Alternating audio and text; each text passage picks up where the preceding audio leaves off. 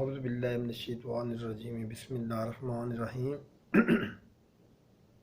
میرے تمام سننے والوں کو السلام علیکم ورحمۃ اللہ وبرکاتہ،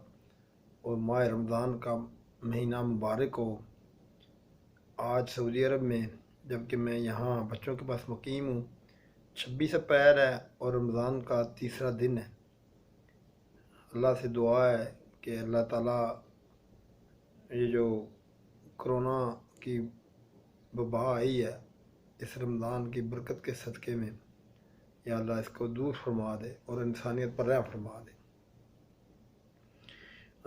آج میری گفتگو کا اصل میں موضوع جو تھا وہ حال ہی میں جو تبلیغی جماعت کے قاری طارق جمیل صاحب ہیں، ان کی دعا سے پیدا ہونے والی اینکروں کی وہ ناراضگیاں یا میڈیا کی وہ ناراضگیاں،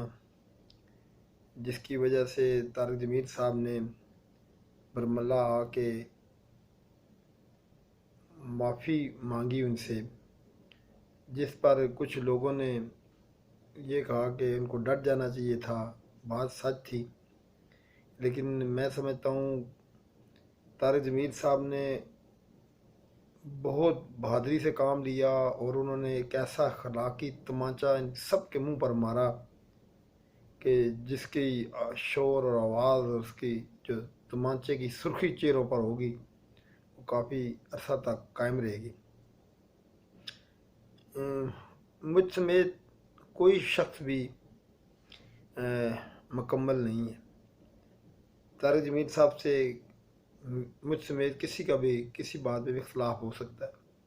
لیکن جہاں تک طارق جمیل صاحب کی دینی مذہبی خدمات کا تعلق ہے، اس سے کوئی بھی انکاری نہیں ہے۔ اور انہوں نے بڑی زبردست بات کی، اور میں بھی عموماً یہ بات کہتا ہوں کہ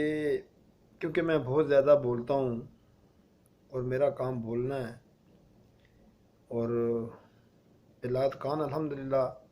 اپنی علمی نالج کی وجہ سے بولتے ہیں، تو اس میں احتمال رہتا ہے کہ ایک انسان سے کوئی غلطی بھی ہو جاتی ہے۔ اس کا تعلق اس واقعے سے کم ہے،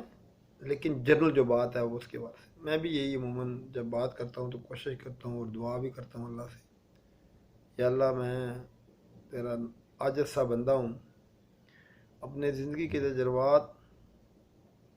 یا کوئی دیکھا اس کے حوالے سے بات کرتا ہوں، اور اس گفتگو کے دوران بھول چوک بھی ہو جاتی ہے، تو اللہ بھی معاف فرمائے اور آپ دوست بھی ہمیشہ مجھے معاف فرمائیں۔ لیکن جو طارق جمیل صاحب نے بات کی تھی، اور آج پاکستان کی قوم کا بچہ بچہ جانتا ہے،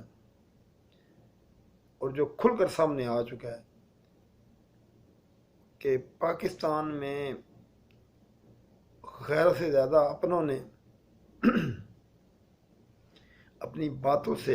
یا اپنی دشمنی سے اپنے وطن عزیز کو نقصان پہنچایا، اور اس میں سب سے بڑا کردار یہ دجالی میڈیا ہے، جس کی کارستانیاں بالکل آپ اور ہمارے سامنے آ چکی ہیں۔ اور ظاہر ہے جب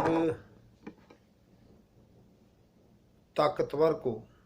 وہ کسی بھی شعبہ میں ہو یا کسی بھی حیثیت میں ہو، اس کی کوئی طاقت کو چیلنج کیا جاتا ہے تو اس کو تکلیف تو پہنچتی ہے۔ میں 1985 میں خود جرنلزم کی زندگی میں آیا، اور میرے استاد محترم مرحوم جو صحافت کے بہت بڑا نام تھے اور بہت مشہور وکیل تھے اور محب وطن اور پکے سچے پاکستانی اور مسلمان تھے، ان کا نام تھا جناب حبیب الوہاب الخیری مرحوم۔ چند سال ہوئے بہت ہوئے، اللہ ان کو غفر کی رحمت کرے۔ ان کے ساتھ رابطہ میرے ایک دوست جو ڈائریکٹر انفارمیشن ریٹائر ہوئے ہیں، اس وقت IO تھے، انفارمیشن آفیسر، ان کے ساتھ ہمارا بیٹھنا اٹھنا تھا۔ تو 1985 کے غیر جماعتی انتخابات میں، کیونکہ وہ ہمارے دوست غلام عباس صاحب جن کا نام ہے، جن کا تعلق میاں والی سے تھا، اور پھر وہ بڑا عرصہ سیالکوٹ رہے، وہیں شادی کی، اور پھر اس کے بعد ریٹائرمنٹ کی اب زندگی گزار رہے ہیں۔ ان کے بچے الحمدللہ بڑی اچھی عہدوں پہ ہیں اور ملازمتوں پہ ہیں، بہت خوش طبع شخص۔ انہوں نے ایک دن مجھے خیر صاحب سے ملوایا کہ ان کی جو کمپین ہے الیکشن کی، اس میں حصہ لیتے ہیں۔ میرے بارے میں وہ کہہ رہے تھے کیونکہ آپ بھی سوشل ورک ہیں، خدمت کا جذبہ رکھتے ہیں، تو وہ آپ کی طبیعت کے بندے ہیں، ان کے ساتھ ملاقات اور کر کے تھے ان کے کام میں حصہ لیتے ہیں۔ میں ان سے ملا، پھر ان کے ساتھ جب کام کرنے کا اتفاق ہوا تو پھر اس کے بعد جب الیکشن ختم ہوا تو انہوں نے مجھے، خیر صاحب نے کہا کہ خالد صاحب میں نے آپ کو اسٹڈی کیا ہے، آپ ہمارے اخبار میں کام کریں، جس کی وجہ سے پھر ان کا روزنامہ ندائے حق جوائن کیا اور میں نے رپورٹنگ شروع کی۔ اور پھر اس کے بعد جب ان کے ساتھ رہا تو ان کی بہت ساری چیزوں سے آگاہی حاصل ہوئی۔ بہت دلیر محب وطن پاکستانی تھے، پکے اور سچے مسلمان اور پاکستانی تھے حبیب اللہ۔ جیسے کہ میں نے پہلے کہا کہ کوئی بھی انسان غلطیوں خطاؤں سے مبرہ نہیں ہوتا، اور پوری اللہ کی ذات ہے۔ خالد صاحب کے سے بھی بشری کئی غلطیاں ہوتی ہوں گی،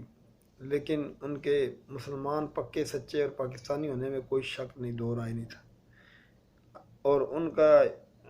لوگوں اور پاکستان کا بیرون دنیا بھی یہ لوگ جانتے ہیں، خاص کر عدالتی زندگی میں تو عدالتی لوگ تو بہت زیادہ اچھا جانتے ہیں کہ ان الجہاد ٹرسٹ، جس کا میں بھی رکن رہا،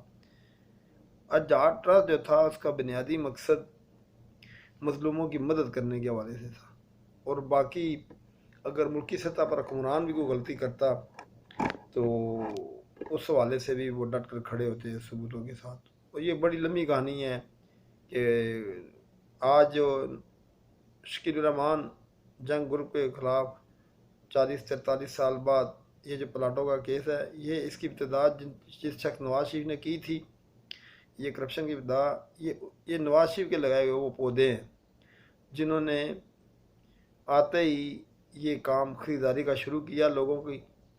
اور جس میں بہت صحافیوں کو بھی انہوں نے نوازا بڑے رنگ طریقے سے۔ اور ہمارے جناب حبیب الوارث خیری صاحب نے اس بارے میں بڑے کیس کیے تھے، اور آج بھی وہ کیس عدالتوں میں پڑے ہوئے ہیں۔ اب ان کے فوت ہونے کے بعد ان کا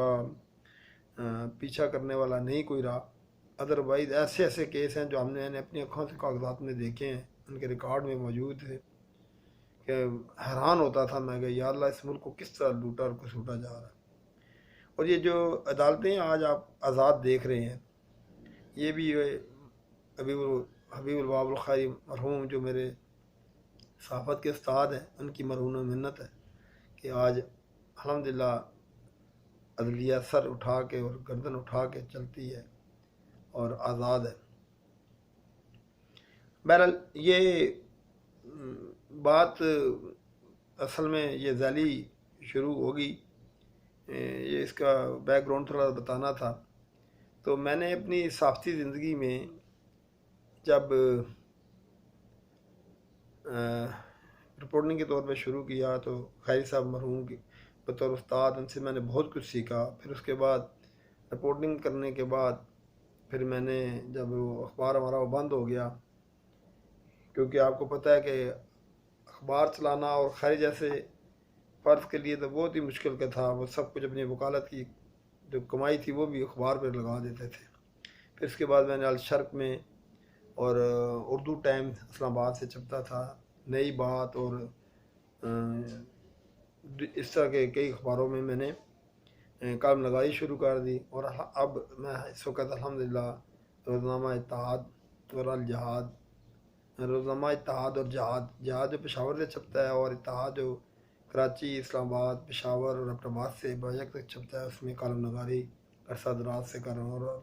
بڑی مجھے خوشی کی بات یہ ہے کہ خیر صاحب کے بعد قائد اعظم کے بھی وہ جو ساتھی تھے ہمارے ایڈیٹر طاہر فاروق صاحب کے والد صاحب فاروق شیخ صاحب، انہی کے اخبار میں مجھے پھر کالم نگاری کا موقع مل رہا ہے۔ اور اللہ کا شکر ہے کہ طاہر فاروق صاحب اس سلسلے میں مجھ سے بڑی محبت کا اظہار کرتے ہیں، ایک بطور بزرگ کے بھی، اور پھر خیری صاحب کے ساتھ روابط کی وجہ سے ان کو جب پتہ لگا تھا تو وہ زیادہ